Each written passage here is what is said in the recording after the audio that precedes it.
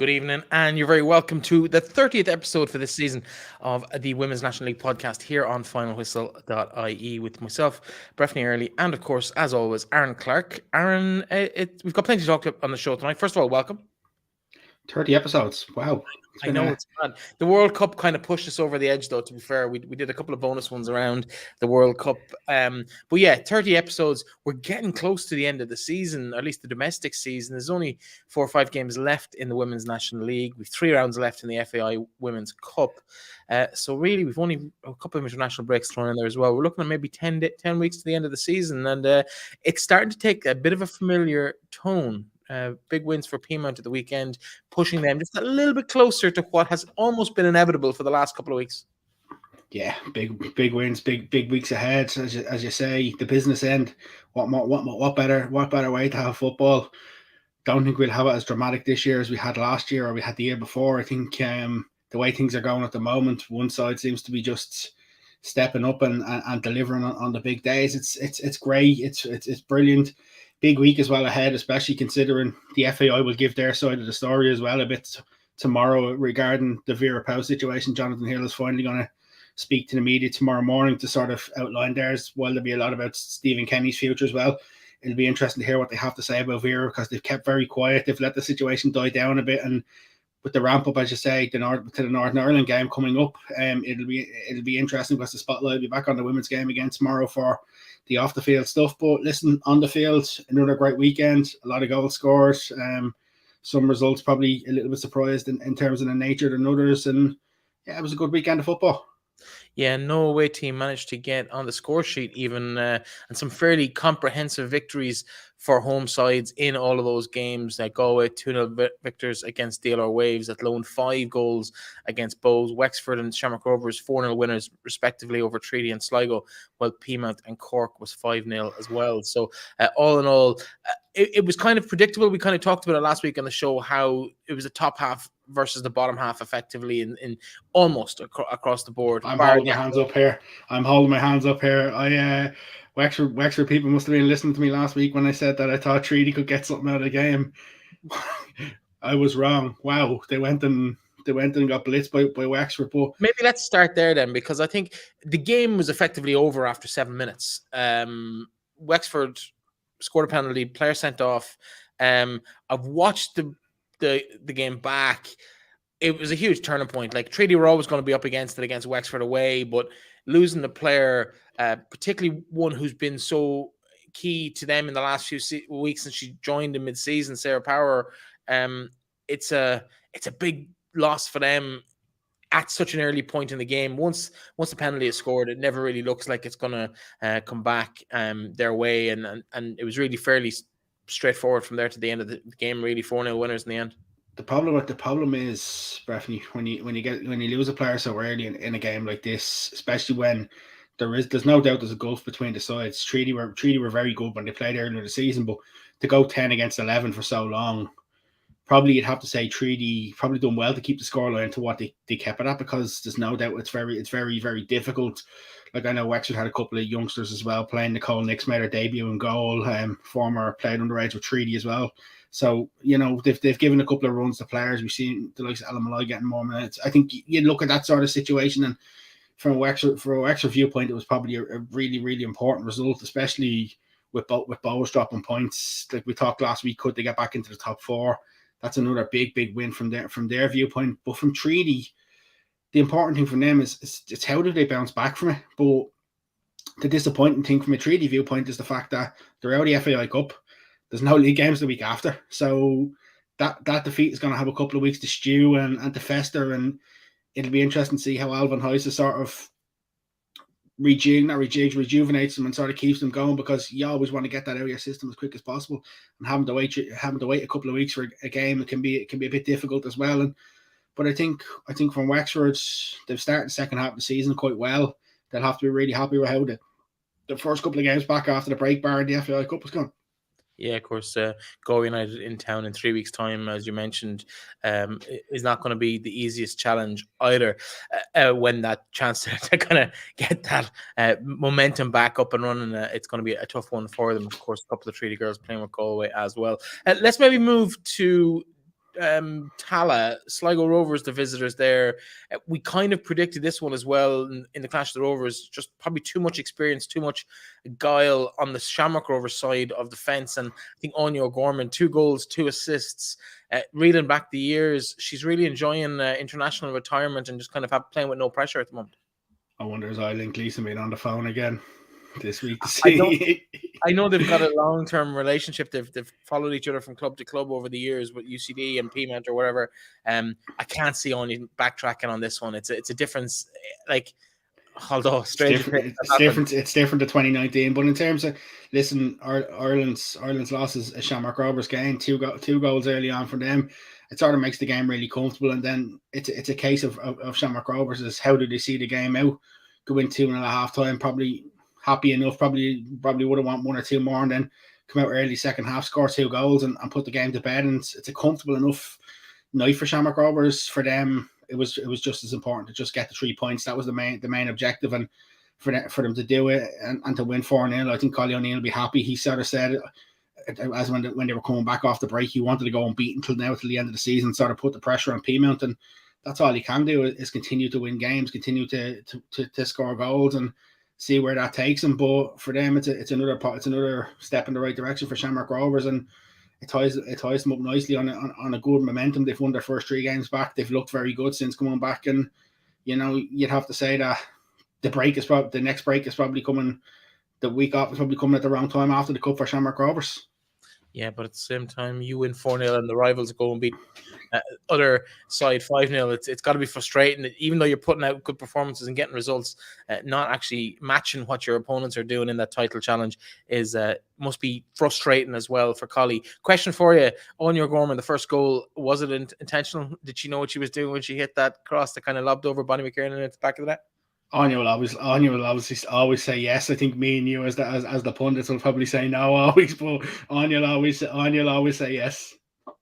Worrying for Sligo Rovers, I suppose. I know we've talked about them a good bit on the show, but there seemed to be a bit of a naivety at the back in terms of just, I know that the third goal was probably a mistake from the full back, just gave Anya the space and then she did what she did, but the header probably could have been dealt with better for the fourth goal. Just kind of seemed to sneak in over the line through the goalkeeper's hands, and even the marking on the first one. What's missing there? Because we look back to the Sligo, it's a lot of the same players, it's a lot of the same staff that were there when they were doing so well last season. What can they do to try and bring back some of that? They probably can't, and that's being totally honest. They probably can't. They're probably going to struggle to. Like the one problem is, and you look at Sligo from since they beat Shells, they've really stagnated. When they beat Shells last season, where other teams have sort of gone up a level, they've gone up in players, they brought additional players in, they brought more quality in, where Sligo struggled to do that. The one thing you would have to say from a Sligo Rovers viewpoint, if they didn't have Casey Howe and Emma Doherty, you'd probably struggle to see where they're going to get any goals from, and that's not being disrespectful to them. Something's going to have to change. How are they going to get players in? They may have to get creative to get their players in, but the problem is they haven't been able to get the players in of the quality. Yes, you can bring in the Lockery sisters, but when you're only bringing in a limited number of players compared to when you see others around you strengthening massively, like how are you going to compete? You can't compete, and it's difficult. And it's one of the problems of being where they're based is that where do you get the players from? You either have the choice if the players want to play with Sligo, or do they want to play up north, or if Galway or Athlone come calling teams who are probably a little bit more established in the league. The players are always going to go there, and I think the club are going to need to get creative. They're going to need to do something. It's not just Sligo where we see this, but we see it with several National League clubs where they're going to have to get creative to get players in the door, because at the minute, the way they're going at the moment, if they don't, like where even when they come up against even a Cork, where do you see the next win come from? Where do you see the next result coming from? And that's the hard thing at the minute. Yeah, I suppose if you talk about creative opportunities to strengthen the team, and we look at Athlone, not geographically not the most attractive place maybe for people either in terms of education options. I know Toos is there now, but it wouldn't be the same I suppose academic credentials to a potential Leaving Cert student as maybe a UCD or the bigger universities or the more established universities as well. But they've gone international and they've brought in some really strong players. 3 of their goals this weekend coming from former Monmouth University athletes, Dana Sheriff and Maddie Gibson, on the hugely influential for them. And I know they've signed 2 or 3 more from the college as well. Is that an option that we could be looking at for more clubs because of how it seems to have worked for Athlone? Has it worked for Athlone? It's dangerous. It's dangerous because we'll go back and touch on the Athlone game in a minute. But like, you look at Shells, has it worked properly for Shells with the players from coming in from America? Some of them have worked, some of them haven't worked, and the problem is it's a little bit of hit and miss. It's how are you going to attract the right player from a Sligo Rovers viewpoint? Do they have a budget or do they have a capacity to sort of do that? Probably not. But like, you look at even from an Athlone viewpoint for the first while, like Scarlett Heron travelling there, they players travelling from other parts of the country as well that aren't based in Athlone as well. So like, it's a difficult one to say. Just bringing in some foreign players might well work. It might well work. It might well give you a bit of extra quality, but like, it's going to take a lot of commitment from them. And I just struggle to see where both financially and sort of off the field where something's going to come to sort of help Sligo, because there's no doubt about it. Like, you look at Shamrock Rovers, the wage bill at Shamrock Rovers, the players they can attract, Collie O'Neill during the window, look at the players you just brought in, Joy Ralph, Scarlett Heron, sort of Tegan Ruddy. It's sort of a case of, I need additional players, there you go and get them. Whereas for the likes of Sligo, like, the financials aren't there. We know that. Like, is it better links needed with the college to maybe try and get people on Erasmus over for a year and do things like that? Is it something like that may help? Because I think even the but you mentioned some of the players there in Athlone, I think, or the places that bringing in. Sorry, I think when you talk about players coming into clubs, it's not even a money thing. It's much easier to attract a player when you're second, third in the league, when you're second or last in the league, and that's an issue as well. Or you've done something in the previous season where players like, oh, I liked what was done there, let me go there. But Sligo had an impressive season last year. Even on the whole, it was a decent first run at the season. The first half, it was particularly impressive. Surely that negates that argument. You would have thought so. But like, that's the problem, and that's where maybe it'd be interesting to hear someone from the club to what struggles they're actually having. Because realistically, from a league viewpoint, Sligo Rovers, a Cork City, teams like that struggling in the league, it's not good for the league. We need them to be thriving. We need them to be progressing and to sort of be continuing to push up, because the one problem with the league is we don't want to see it to it, and it's getting to the stage now where we've sort of got a top 6, bottom 5 sort of situation where we don't want that. That's the one thing that sort of makes the league a lot worse. We sort of need a competitive league. So like, it'd be interesting to hear like the likes of them sort of teams, what their struggles are, how they're, because I'd say some of it's financial, and I'd say there's other things going on that sort of putting a couple of barriers. It's funny though, because you talk about a kind of a split tier. We've talked about the tiers within the league. It used to be 3 tiers. Now it's kind of 2 tiers really. Within the competitiveness of the league, more teams are joining those top sides. We're seeing the likes of Bows and Galway really up there competing with Wexford, Rovers, Shells, and Peamount. Athlone as well, you could throw in there, I suppose, given their results last weekend, but also over the last 18 months or so. But if we look up north of the border, which you touched on, there's a very similar kind of position up there. They're looking at a top 5, effectively the 5 that took part in the Avenir Sports Cup, Glentoran right down to Science Swifts in the league table.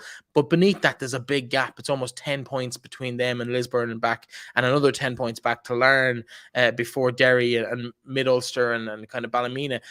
Are we in a situation where we could be looking maybe with the growth of the game at underage level, and particularly when we look at some of the clubs that have come through at under 17, under 19 in the last few seasons, the likes of Cove, Drogheda, Dundalk, Longford, and others coming into the league, even Bray Wanderers, could we be looking at a situation where we are looking at a combined league? Is that more realistic in the women's game than in the men's game?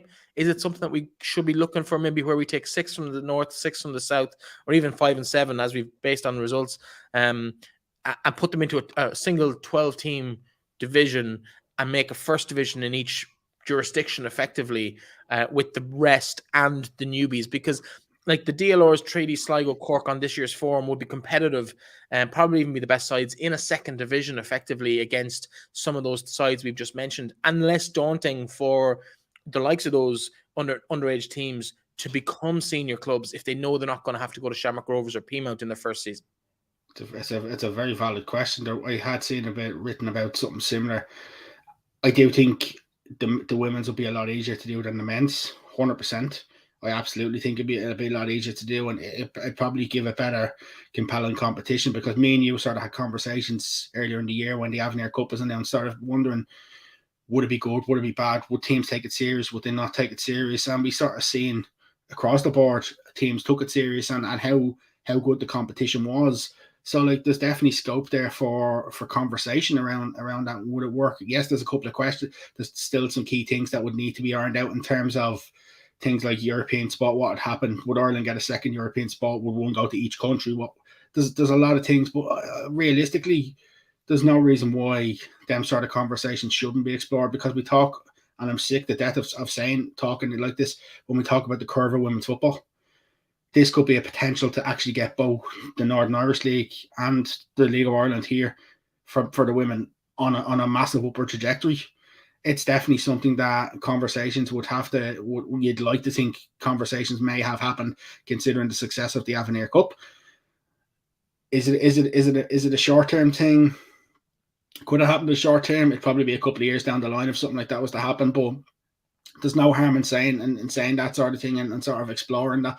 Because I think we need to do something. No matter what we do, we need to do something, because you sort of said a minute ago about we used to be in like a 3-tier league.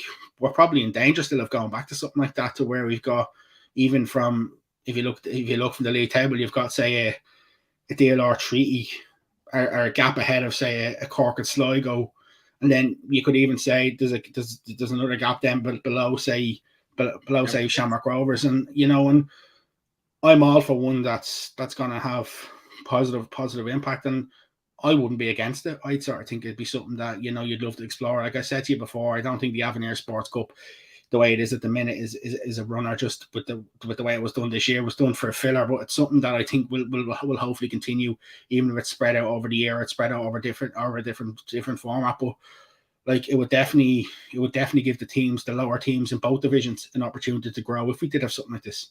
Yeah, I think it's something that we need to look at, and I think you've touched probably on the most important thing there from a player and a club point of view, is that European place. Now, in reality, 7 of the 11 teams, or even 8 of the 11 teams in the League of Ireland Women's Premier Division, are not concerned about the Champions League place, because they're not really in the shake-up for it. Even at the start of the season, they kind of know it's not really going to affect them. But at the same time, I think it should be. I'd love to see a combined league, much like Belgium and Luxembourg had back in the day in the Benelux countries, in terms of having a combined professional league or even semi-professional league, which is possibly sustainable, maybe on a 10-team basis in terms of funding from either side. Protect the Champions League spots for each association, so the highest ranked team from each association goes in there. But I think that's all you protect after that. You put maybe 5 teams from both sides in for season 1, and after that it's fair game. Whoever goes up, goes up. Whoever comes down, and you have a playoff system between the bottom sides and the top 2 in the next tier down. So if you win the Republic of Ireland or the Northern Ireland table, you go into a playoff system, you play each other, and then you might play, or you both go up and the bottom team comes down, or 2 teams come down, or whatever it might be. And I think you'll find a balance fairly quickly. I think that the top sides up north, the likes of Strikers, Cliftonville, Linfield, Science Swifts, they'll compete at that level. I don't think the rest beneath would, and I think the same is true in the Premier Division. But could you imagine if you took the top 5 out of the Women's Premier Division, added in a couple of those smaller sides that will come in and have the same effect straight away as Treaty and Sligo and Cork have really at the moment, in my opinion? Maybe a little bit. There's one thing I wouldn't like doing, though. Coming into this show and having to predict games. Oh, yeah, absolutely. But I think for everybody, I think results last week where we saw an aggregate of 20-0 home side versus away side over 5 games. That's not good for anybody. It's not good for the teams winning. It's not good for the teams losing. It's not even good for the sponsors and the people going to the games. So we need to get more level. And I think, given the size of the game, given the size of the country, I think, and given probably the small nature of the interest in the league, it's still very niche, even within football circles. Despite the World Cup success for the Republic and the European Championship success for the North, it's still fairly niche. The average football fan on the street, doesn't care about the domestic league for the most part, and the ones that do don't really care about the women's football either in huge numbers. So you're only really talking about a couple of diehards that are going to be annoyed about this, and I think it's positive. So I don't even think there's going to be that much of an annoyance about it. I think the two associations should take that as an opportunity to start looking towards maybe down the line combining the leagues, maybe for the men's as well. There are other opportunities down the line as well. I'm not going to get into them on this show, but there would be opportunities there to kind of see what's possible in a fairly isolated event that it kind of makes sense for. 100%. Like, we've seen it in other sports how it works, and it works very well, and that's the biggest thing. And I think, like, the one thing that people need to realize is we're not saying this because we think, we just want what's best for football in this country. That's the biggest thing. It's not about if the FAI can do something, or they think they can get a sustainable way that we can build our league to where our league is great by itself. We're all for it. We're happy to support in any way we can. But at the minute, there's a massive gap between where the league is to where the league needs to get to help even international football, like even to look at things like Champions League, things like that. There's so much of a gap to where Irish clubs want to get to where they actually are at the minute, and like anything that can help is important. And I think, like, as you see, you touched on with the scorelines at the aggregate the weekend, like, that's not sustainable. That's not sustainable. And the funny thing is, you look at some of the results from the weekend, like the one for me that stood out, like the Bows being beaten 5-0. Yeah, Bows had conceded 13 goals all season before that game, and then they nearly go and they concede 5 more to bring up to 18 goals after. So, like, they've conceded more than 25% of their goals in one weekend. Yeah. We've been totally sidetracked, of course, from the games that took place last weekend by fantasizing about what could be done with the league in this country. Let's just finish off the results of the weekend from last week.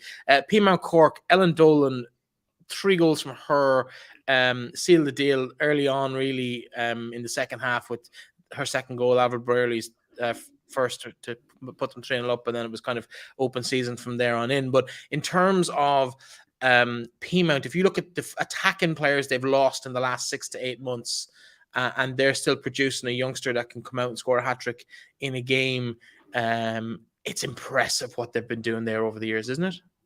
It's not. The funny thing is, it's not even just one youngster. That's the funny thing.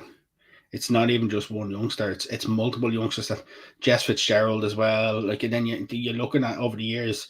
You have to think the likes of Della Doherty played with them before going to Wexford. They just constantly just churn that player out. But for me, I think the biggest thing is the fact that everybody says, "Oh, they lose Kate Mooney, top scorer. Who's going to score them goals?" Ellen Doolan scored 4 in 2 games.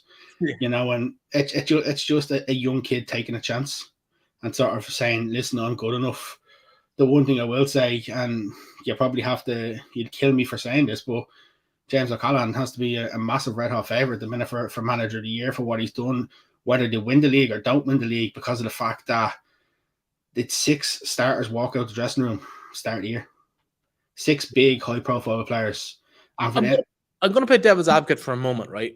Mm-hmm. I 100% agree with you. In terms of the results, I think he's the standout candidate for manager of the year. I know he watches the show, so I'm sure we'll get some stick over that via text in the next little while. But in terms of, let's play devil's advocate for a moment. Those players have been at the club for the past few years as well, waiting in line, waiting for their opportunity.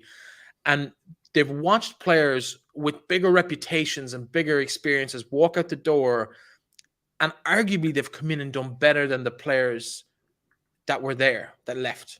Should they have been given their chance before now? No.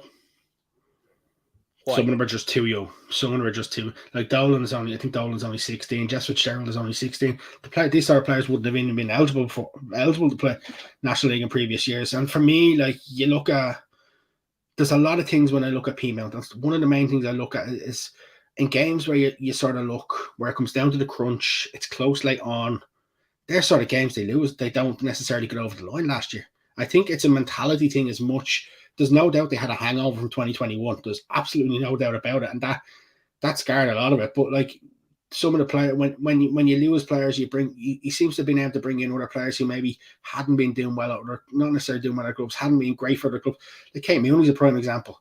Kate Mooney didn't have a great season last year for DLR, albeit the year before she done her ACL, so she was back towards the end of that year. Last season she was okay for DLR. She'll tell you herself. Where this year she's just gone into a Peamount dressing room and excelled.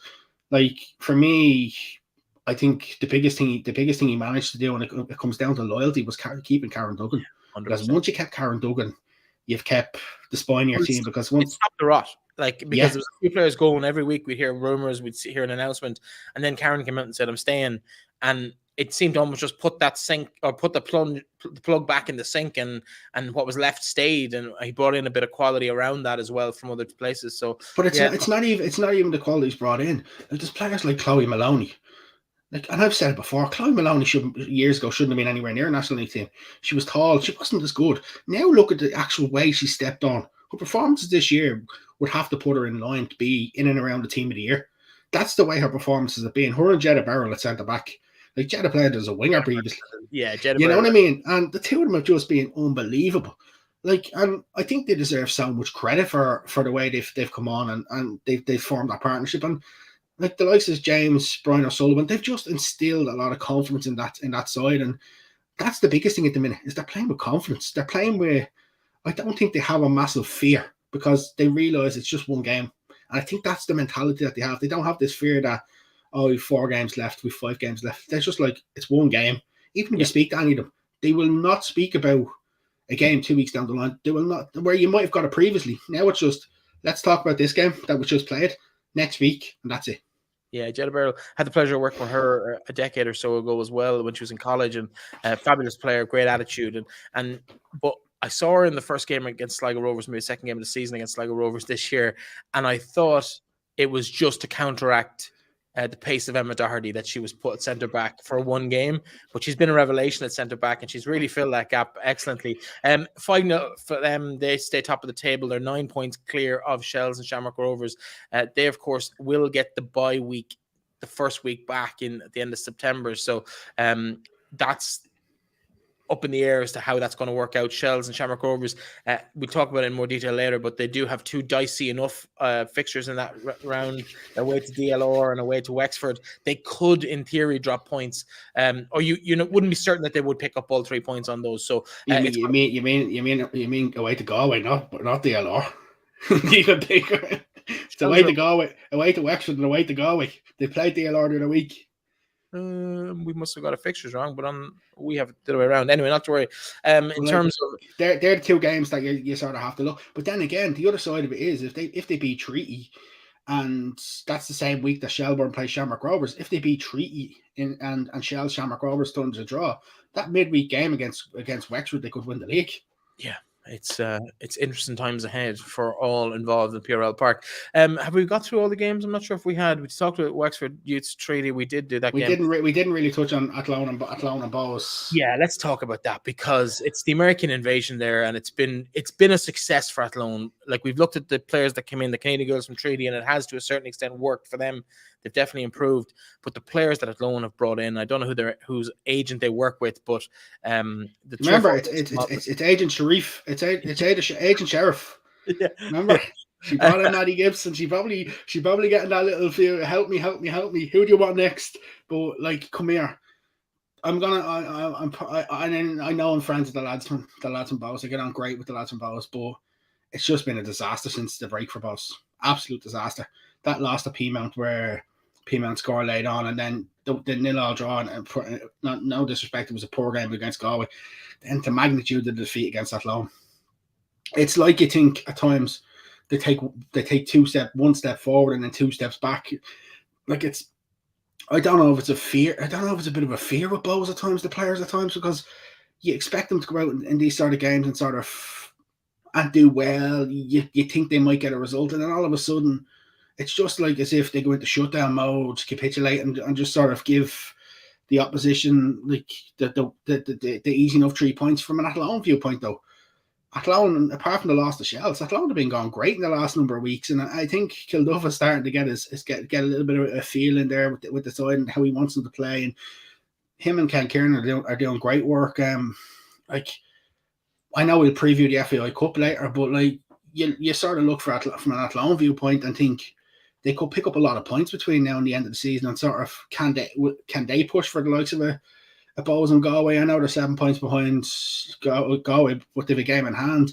Could they maybe finish fourth? If they were to finish fourth or fifth, would they class that as a good season considering the start they've had, the way they started out the season? Probably yes, and you know they'll want to be getting back to another FAI Cup final, and they're just hitting the stride at the right time.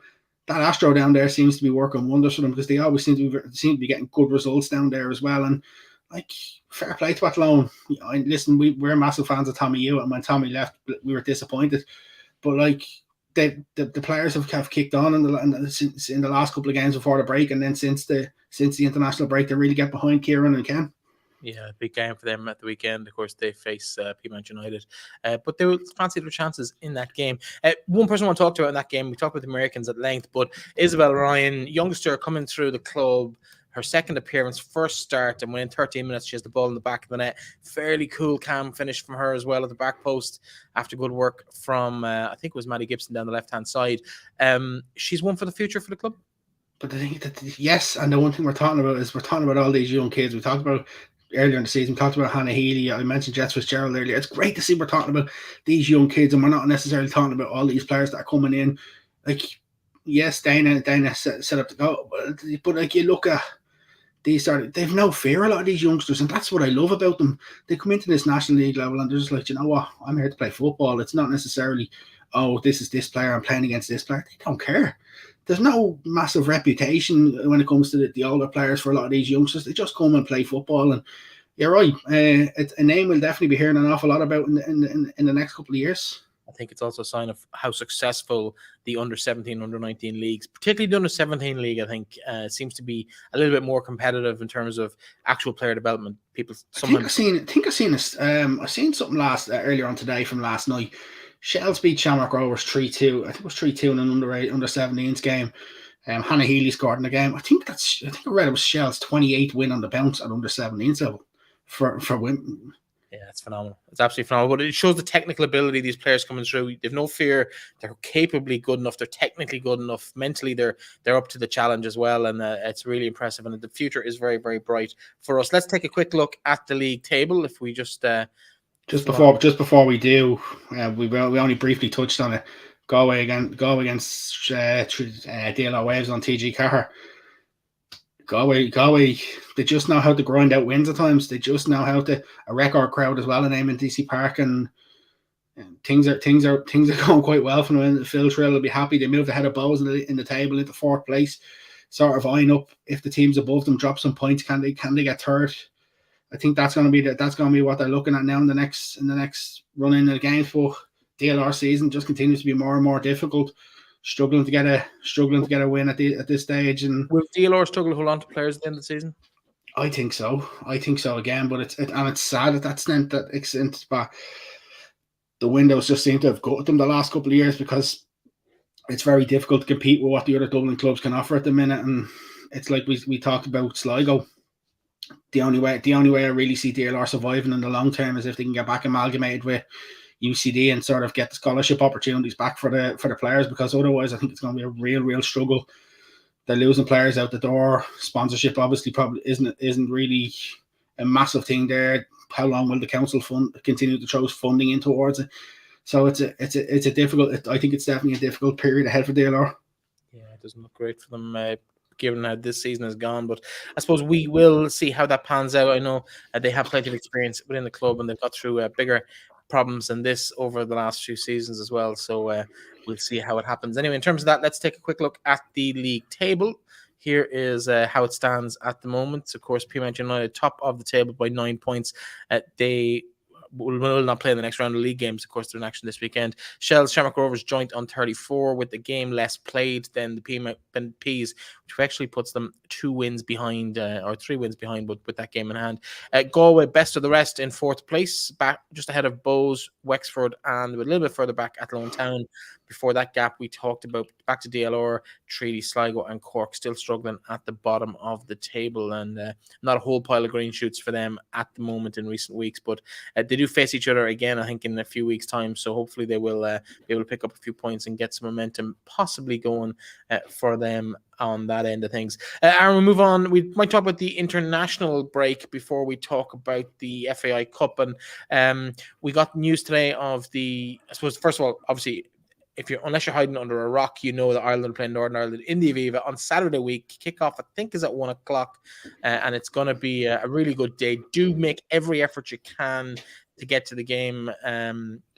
It's going to be a huge celebration of everything women's football. The World Cup is part of it, but I think also the 50 years before that led to that. It's all going to be brought to a head, I think, on that day, and a really good opportunity just to come along and show your support for the game.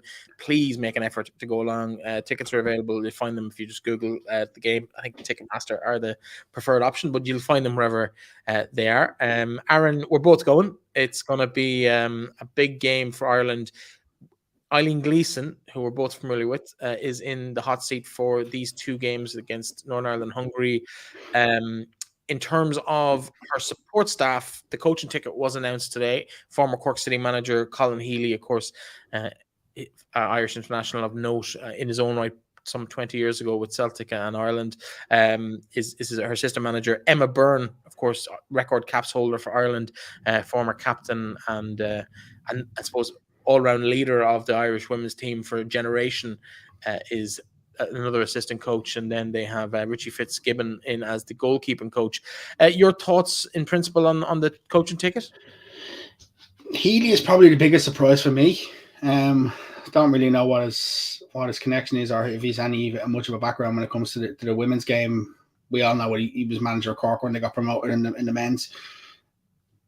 It's a ticket that's, for me, it raises a few eyebrows, because you'd love to know how they sort of got to the dynamics of bringing in Colin Healy, Emma Byrne, and Richie Fitzgibbon.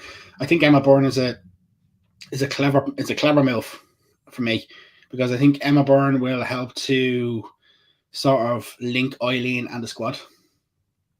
Emma's a really popular character. She's played with a lot of these players as well, so I think that'll help an awful lot. The one question I would have is what is Emma's role? Yes, you've named her as an assistant coach, but what is Emma's role?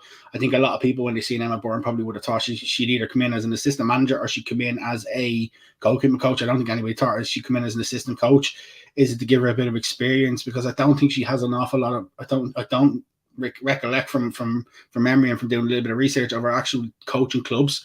I know she's done like coaching kids and stuff like that. She has coaching badges. I think she's either got a UEFA B or she's got a UEFA A, so she has got some of her coaching badges. And like, doesn't stand someone with a massive potential or massive background in the coaching side of the game. Punditry, yes. Former player, yes.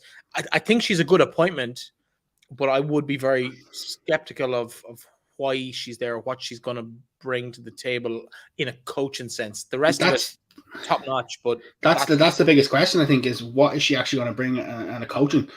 Because yes, she's played in goal, so if she's not a goalkeeper coach, she's just there as an assistant coach. What is she actually going to do? Is she going to take part of the day-to-day session? I think that's probably something that we'll have to wait and hear from Eileen to what exactly her role is going to be. Is it just going to be to help her, to give her a bit of experience in and around the international setup as well? I think Colin Healy could work for the time being. You look at Stephen Rice, spent some time in with the side before. They've had others come in who've worked in the men's game and then sort of gone off on different directions. They've come in and do a bit of stuff with them. And when I've heard like these sort of coaches coming in, I've heard good things. Like, I hope the Healy one help. The Healy situation helps. Is Colin Healy flying a kite for the full-time manager's role? I don't know. See, the problem is, and it'll become an awful lot more clear tomorrow, I think, when Jonathan Hill speaks to the media. If the FAI decide to get rid of Stephen Kenny, I don't think they will until the end of the campaign. Does that reduce their ability to get a higher profile manager in now because of the budget that will be needed for the men's manager? That's the question I have, and that's the sort of, I'm interested to see what way they're going to go about it. Like, there's been some coaches that have sort of been not named. I know I've heard some names that have been sort of dropped as would they potentially like the one name that's always linked to it as well as Colin Bell is always linked to Ireland again with a comeback. Given the way he left last time. Randy Waldrum, the Nigeria coach, link. The thing is, we don't know until the FAI started put out for tender the manager's role. Then we won't really know. It hasn't. I don't think it has gone out to tender yet as to who. So I think they're just sort of looking at it as let's just get through these couple of games, because the problem is it was always going to be a short gap between the World Cup and the opening games. I do envisage Eileen Gleeson being in charge for at least a double header against Albania in October. I can't envisage a new manager being in place before then. Colin Healy could well be putting himself in the shop window. I don't think it's a bad idea for him if he wants to get back into the management to sort of say if he's good enough. I think we'll see an awful lot out of him. We'll hear an awful lot about him in the next week or two in terms of how he deals with women's footballers. But like the thing is, we're seeing more and more people, even from within the men's game and within the League of Ireland game, sort of dipping their feet into the women's game. And some of them, when they tend to dip their feet into the women's game, some of them tend not to go back to the men's game. Yeah. So I'm a huge believer in that. Once you've got involved with the women's game, it's way more enjoyable than the men's on a whole load of reasons. That's why we do the show. That's why this podcast. I think the biggest thing from Colin Healy is, I think even if he isn't in the running for the job full time, there is potential opportunities that could open by him being in and around the women's setup as well. I think he'll learn an awful lot. I think likewise, I think Eileen will learn an awful lot. Your concern would obviously be the fact that we don't want to see people double jobbing. We had this conversation a bit last week as well, and like that's your one. We don't want what we used to have in the FAI where people are doing multiple roles and sort of you're either a women's manager or you're not. I don't think Eileen will get a full time. I think Eileen will take probably 3 or 4 games and that's it. Who they bring in, I'm not sure. We haven't really mentioned Richie Fitzgibbon. I don't think we know an awful lot of. No, I'm not familiar with him, but I have heard some positive stuff about him today. So he's obviously from the coach education section within the FAI, and he's another FAI staff member as well. The one thing I will say is we sort of expected the coaching ticket to be along the lines of some FAI staff members, some people sort of coming in as an intermediary just to give support. The one thing is, and it's probably a bit for him, it's probably a bit of a kick in the teeth unless he decided he didn't want to be involved, is Tom Elms not being involved, considering Tom Elms was the assistant manager under Vera Powell. That was probably a lot of people's obvious choice to be the temporary interim manager. And then when it was sort of announced that it was going to be Eileen, I think a few eyebrows are raised as to why was it not Tom, and then see Tom not involved as well. It's one that's thrown up a couple of more questions as to what's going on. Why is Tom not being involved? Why is Tom not involved? I'm sure we may hear either from Eileen or potentially from Jonathan Hill tomorrow why that decision was made. But the thing is, we now know the management ticket. The one thing I will say, and I don't mean to sound bad when I say this, but maybe having Emma Byrne as part of your coaching ticket might put a few more bums on seats as well, and might help a few more people because Emma Byrne is involved. They might go.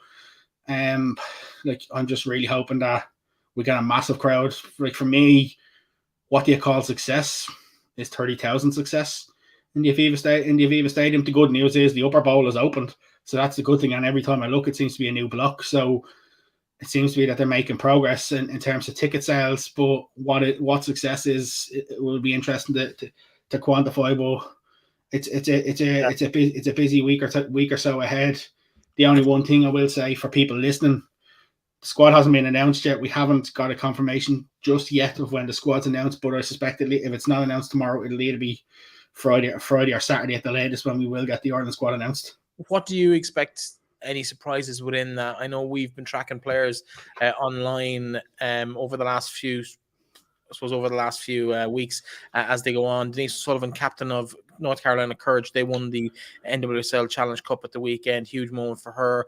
We've seen some other players. Caitlin Hayes, we've spoken about in the podcast, never played for Ireland. She's 27, English born, playing in Celtic, but Irish eligible. Could we see her included? Nicole Douglas, another English girl with Irish eligibility. She's playing in America as well. Right down through that list, we're seeing players. Will Diane Caldwell be involved? Has she played her last game for Ireland? 35 years of age, still doing the business. in the Women's Champions League and in Switzerland as well this season. So we've seen a fairly mixed bag. Birmingham City, there's a big Irish contingent there, not going their way in the championship, albeit after only 2 games, they're having a poor start to the season. Will that have an effect? Grace Maloney's come in, done quite well at London City Lionesses as well. Hayley Nolan missed out in the World Cup squad, has been impressive for Crystal Palace. They're top of the championship. Could we see some of these? Tyler Tolan's back in England as well. New manager. Will we see her back? Thoughts on all of that? I can't see Caitlin Hayes coming into an Ireland squad. I don't mean to be disrespectful to Caitlin, but I think there's better players than Caitlin Hayes in terms of, I know the clamour on social media for Caitlin to come in. In terms of Tyler Toland, I just want conversations to happen around that. I don't think she'll be back in. I think it's too early for her, but I just want conversations to happen around that. I think it's too early for Ellen Malloy. Niamh Farley, will Niamh Farley get a call back up? That's an interesting one with the move to England. Hayley Nolan, I do suspect, will be back in the squad. Scored a lovely goal at the weekend.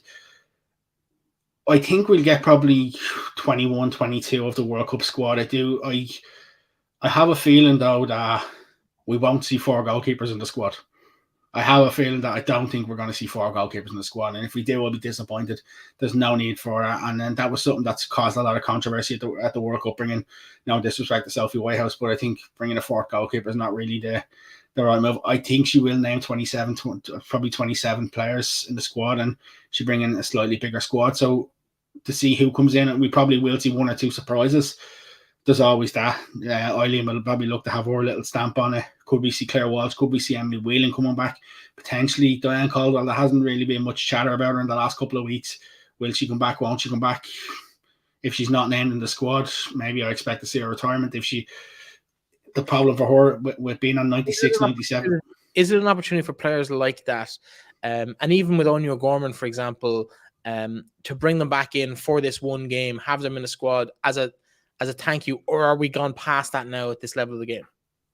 I don't want it. Anya Gorman surely deserves to be on, not necessarily on the pitch on Saturday week, but definitely to be for. I don't know. I just think that I disagree. I disagree. I think the FAI should do a presentation to the likes of Anya on the pitch before the game to say thank you. I don't. The one thing I don't want, and I don't want it to start under Eileen's reign, even if it's only a temporary reign. I don't want this credit in the bank situation to continue, because that's what annoyed a lot of people. I think I want players picked for simply based is, are you playing well with your club? Are you on form? Yes, you deserve to be picked. Not this, I'm just going to pick them even though they're not playing. I think that does a disservice then to the other players. Like, you look at Jamie Finn, it's still heartbreak to see that she didn't make that World Cup squad. Hayley Nolan played every minute last year for London City Lionesses in the championship. One of their best players doesn't make the squad, but yet players who haven't played barely any minutes in months are brought into the squad, and that's what sort of clamoured and caused a lot of people to have controversy. The only thing I do hope, and if she is involved in the game, is if Sinead Farrelly's pulled into this squad, I just hope we can finally drop the whole situation of, she was only brought in late just because it's the World Cup. Because I wanted to ask you about that, because we have a number of players, 4 definite potential includees in the squad. Denise O'Sullivan, Sinead Farrelly, Marissa Shiva, Kira Carusa, all playing in the NWSL. Nicole Douglas is in our list as well, purely because she's Irish eligible. But will we see 4 of those listed in the squad? Will Farrelly be in? She's definitely good enough. Will those 4 make themselves available? I'd expect Denise O'Sullivan, been Irish born, to Marissa Shiva. Well, it's an official international. It's an official international window, so I would expect them all to be available. If unless they pull up injured, I would expect them all to make themselves available. Will she pick Sinead Farrelly? I'm going to be honest with you. I'd be disappointed if she doesn't. Yeah. And that's being honest with you. I'd be disappointed if she doesn't. I got to spend a little bit of time with Sinead pre-Australia after the last game in Australia at one of the media days, and like, when you see the clamour of the abuse that come towards her just because it wasn't her decision, she wasn't the one who decided to bring her in late. That was Vera's call, and to see the people sort of taken out because Sinead was picked ahead of Jamie. Listen, I don't agree that Jamie shouldn't have been left out of 23. I would have had Jamie in, but when you see things like the personal attacks towards some of the players, I think that was a little bit. It's probably a bit emotional from certain fans, and that was the one thing I didn't like. So I sort of hope she comes back, she plays again, she plays more for Ireland, so then people can move on from that and say, she only come for the World Cup.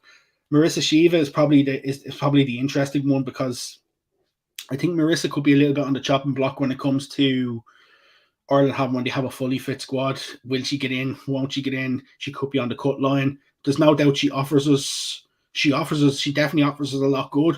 But then when the likes of Leanne Kiernan is fully fit, Leanne Kiernan has to be back in there. Will Ella Malloy come back in? Jessie, when she's fully fit, will Jessie come back in? And there's a lot of questions. I do suspect Aoife Mannion should be back in and around that. Aoife sort of travelled to Australia. She was going around following the Irish. So I do think Aoife will be back in. The question for me though is, will the Fordham from America be in? I'd probably say yes, and yeah, I'd probably expect. I like Shiva. I think the pace, just pure pace that she has. She's a 400-meter runner as well. For half the season in the NCAA back in her college days, and impressive times. I think she'll be in an Ireland squad if she's selected for an Ireland squad. I think she should. Yeah, I don't think she won't come. I do think she has to offer more for Ireland. I think she can do more, but then again, that just comes down to is it how Ireland are set up in the World Cup that didn't really suit, because she's not a right foot, she's not a wing back. There's no if buts or maybe. No, and the one thing I will say is she was a scapegoat in Sydney, and to see her come on against Canada and to see her, I was delighted, because I felt so sorry for her after that, the way she was made a scapegoat when it was, for me, it's not her fault. If I'm put in that situation as well, I'm probably going to do the same thing, because I'm not experienced at defending that sort of thing. So I do think she needs to offer Ireland more, but if Ireland play a more positive system, I think it'll definitely help her. It'll definitely help her to actually offer more for Ireland. I'd like to see what she can offer with a team that are playing a little bit better football than just playing so defensive, and see what she's really capable of. And listen, let's put your head in the block for a moment. World Cup squad 23, obviously Anya Gorman's retired, so we have 22 of them. Who's in and who's out from that squad? Oh, it's a difficult question. I give you the three extra players as well: Sophie and Jamie and. Well, Harriet's gone. Harriet's sort of stepped away from football now to concentrate on her medical career. I don't know, without actually in detail studying it. I'd say probably 20 out of 23 will be named up. I do think 20 out of 23 will be named. There's a couple of players I'm a bit unsure about. Will they? Won't they? I definitely think Jamie, Hayley Nolan will come back in as well. So they're the two that you expect to kind of see coming in to the side. Yeah. Mm-hmm, yeah. We might leave it there because we're running out of time, and I do want to get to the FAI Cup fixtures at the weekend. Plenty to look forward to over the next week, though. Do buy your tickets. Get to the game Saturday week, 1:00 kickoff in the Aviva. Great day for anybody, particularly the young girls. Give them the opportunity to go in if they're into football or into sports, any sport, because it's a gateway drug. I don't care what sports they play. Get them into sport as early as they can and get them aiming high to be at that level, whatever their chosen sport might be. Fixtures for the FAI Cup quarterfinals at the weekend: Shells versus DLR Waves. That's 2:00 in Talca Park on Saturday. Hopefully the stream is working for that. Bowes and Sligo Rovers 3:00 on in Dalymount, just up the road. It's a pity they didn't make it 4, where you could get to both.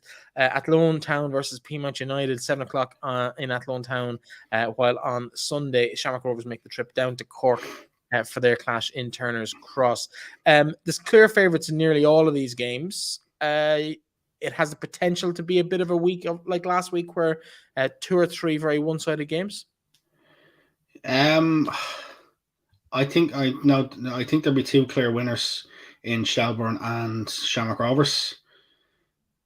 If you'd asked me 4 or 5 weeks ago, I'd have said there'd be a clear winner in Bowes and Sligo. Both teams just on absolutely poor form at the minute. That sort of throws me a little bit of a conundrum to, if Bowes concede early, could they find themselves in a bit of trouble?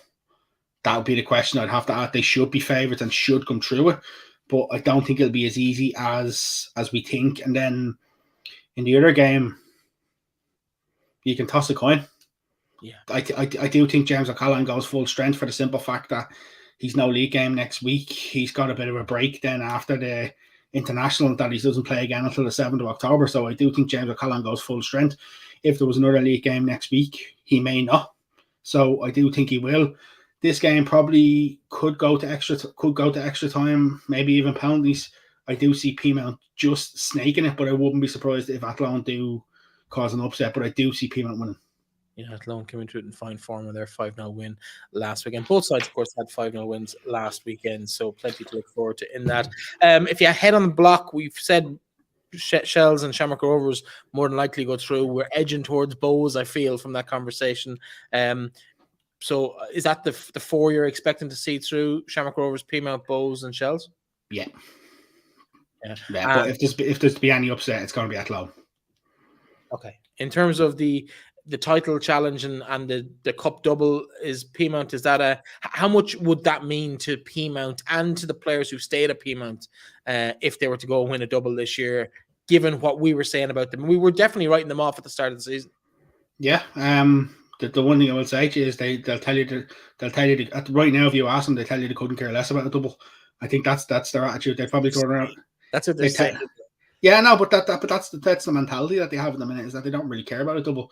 I think for them, the most important thing is if they get through this weekend, is can they seal that league? Can they seal that league title before before a potential FAI Cup semi-final? Then they can start to dream. But it'd mean everything. And you look at people like Dennis Cummins, Mr. Peamount, the Peamount women's team means the world to him. People like that. The commitment for James could have easily walked away after what happened in the last couple of years and sort of said, listen, enough's enough. Then you got people like Niamh Burke, just an absolute stellar player in this league. And for me, I think if Peamount were to win the league this year, never mind the cup, I think it'd probably be the sweetest league victory for them of the lot. I think you're right. I think it's going to be an interesting couple of weeks. But I like that the three, I suppose, heavy hitters are still left in the cup: Shells, Shamrock Rovers, and Peamount. I think that's going to be probably the competition over the next few weeks and months. The only funny thing is that none of them drew each other. I was convinced two of them were going to draw against each other. I was convinced. And then when I see them all being kept apart, I was like, you've hot balls, cold balls, they all go in, you pick one. The only thing is, though, if the three of them win, we're guaranteed to see one of them meet in the semi-finals. Yeah, but it does set up the potential for a really exciting semi-final draw as well in a couple of days. Question for you. Go on. Shamrock Rovers make the cup. Shamrock Rovers make the cup final. Okay. What'll it be like? Because it'll be huge. It'll be mayhem. It'll be mayhem for tickets. Could you imagine Shamrock Rovers and Bows in a cup final? And it's not beyond the possibility. I think the FAI would be forced to move it if that was the case. Where is it set for? It's set for Tala. I don't think the FAI would let that happen in Tala. Oh, if it's set, it's set. I think it'd be great. I think it's the right venue for it, and potentially you could fill it. And how much would it be for a women's FAI Cup to fill that game out there? It'd be a nightmare for policing and stewarding and stuff, but it would be absolutely manic. Now, the only problem is it might not be quite as competitive for Bows against Shamrock Rovers on current form and that. But listen, we can dream about these situations. 7,000 or 8,000. Well, remember they did draw in the league. True, but that's the dream, isn't it? It's a full Tala Stadium on Cup final day, no matter who's going to be in it. Final word, and I don't want to end on a sour note, but a bit of disappointment for a couple of Irish players in Europe this week. Arsenal surprised. They were beaten by Paris on penalties. Katie McCabe out of the Champions League, and unfortunately for them, I saw them being added to a group post-draw for the Continental League Cup in England. That's not the best for them. It's like going, oh yeah, we put you out of this because you'd be playing Champions League, and now we're actually going to have to put you back into it. That's kind of a bit. It was sort of one of them little. The shotgun was ready, waiting as soon as the full time whistle. But I didn't get to see the Arsenal game because I was actually in London for the day myself. But when you look at, I was following on social media that they equalise again, goes to penalties. You're sort of thinking, wow. Then just on a positive note though, with the likes of Emily Whelan, Claire Walsh getting through to the next round, Aoife Colville making some appearances last week for Glasgow, sort of continuing her recovery from ACL as well. So there's positive for some Irish. It wasn't all negative. On a positive note, though, for Katie McCabe, the ball in for, I think, the second goal was absolutely inch perfect. We'll take a couple of them in 10 days in the Aviva Stadium. For Shells, though, we haven't really talked about it much in terms of the show, which is weird because we did give a top billing. But in terms of their performance, thoughts? Crippled by the fact of they're just constantly being gutted in the last couple of years. Brought too many players in, trying to sort of mix and match players. It's difficult with not a lot of time in between it. You can play all the preseason friendly, the mid-season friendlies, and they've limited game time. I think the biggest difference between Shells and Glasgow is probably full-time football. 2-0 down, 25 minutes to go. A couple of strange substitutions if you're chasing a game. Yes and no, but then again, Noel has made strange substitutions many a times. Sometimes they've worked magic from, other times they haven't. Shells probably just ran out of legs, and I think that was the biggest thing. They just ran out of legs, and he needed to replace players. The biggest thing, their bench isn't strong. Their bench isn't that strong. You have to have the options of bringing on quality. So sometimes it's going to be players that maybe we don't expect that do come on. Young Hannah Healy, obviously, as we said last week, the youngest player to play Champions League football, and them. But I think the most important thing was to finish with a high and finish with a 3-0 win against Cardiff. I think that was probably the most important thing. Absolutely. Well, listen, Aaron, thanks again for joining us. We'll be chatting again next week ahead of that key game between Ireland and Northern Ireland. We'll talk to you then.